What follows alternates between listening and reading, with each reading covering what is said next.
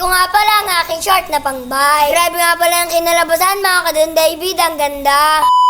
Isang araw nga pala, kinuha ko na nga pala dito yung short. Dahil nga pala, naisip ko na itong ipatahe. Kaya mga kadon David, sobrang luwag nga pala nito, kaya naman papatayin na natin. Siguro wala bang size na kakasya sa akin sa market. Ito nga pala ang short na to ay pang matanda na pa yan. Kaya sobrang luwag niya sa akin. Binuklat nga pala ni Papa Tampi short ko, tinignan nga pala yung design sa likod. Grabe nga pala na pamanga siya. Tignan niyo mga kadon David, sukat na sukat sa upuan. No?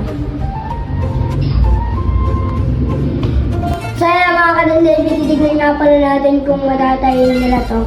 Ang mas maganda para pumunta tayo sa patahian. Kumuha na nga pala dito si Papa Tampi ng extra short. Dahil nga pala nung nakaraan ay kailangan yung may gagayahin. Kaya naman binigyan niya na kaagad sa akin. At aalis na nga rin pala kami papunta sa tutunguan. Kaya ito paliitin ay.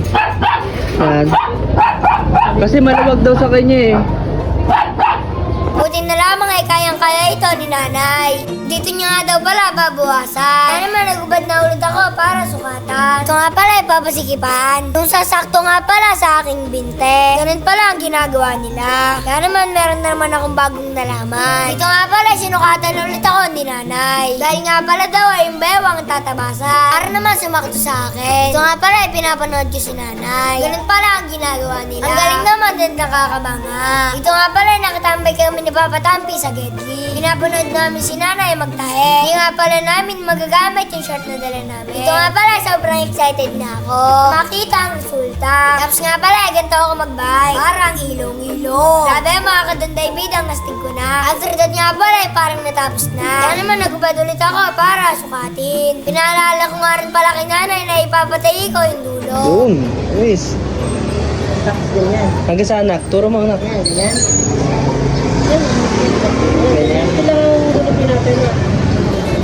Dahil nga pala, ganun na nakikita ko sa mga bikers. Habang nag-ayos nga pala ng short si nanay, nilalaro ko yung aso nila. After that nga pala ulit ay parang tapos na. Grabe mga kadon David, ang ganda. Kaya naman excited na akong umuwi. Para masukat na lahat ang aking jersey. Kaya naman bumiyahe na nga pala kami at nandito na nga pala kami sa aming bahay. Naka 0.5 nga pala yan. Kaya naman sabay na kaming bumaba. Dito nga pala, sinunod ko na yung aking short. Kaya naman kinuha ko na yung jersey sa aking Jurabag. Sinunod ko na nga pala ito lahat. Grabe mga kadon David ay bagay pala sa akin. Grabe nga pala, isa na akong ganap na talagang na biker. Kaya naman sinunod ko na yung aking clean shoes para perfect na perfect. Kaya mga kadon David, kompleto na nga pala ako sa set.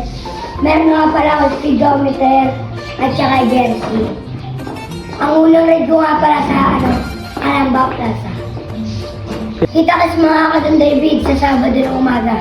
Kasi nga pala ay marami ding biker doon. Kaya naman nilabas ko na nga pala dito si Lexi. Kaya naman susubukan na nga pala natin kung talagang pogi tayo. Grabe mga kadon David, ang angas talaga ng dating ko dito. Parit naman ako ng aking suot. Patiin na rin pala ako ng inyo. Paalam, bukas ulit.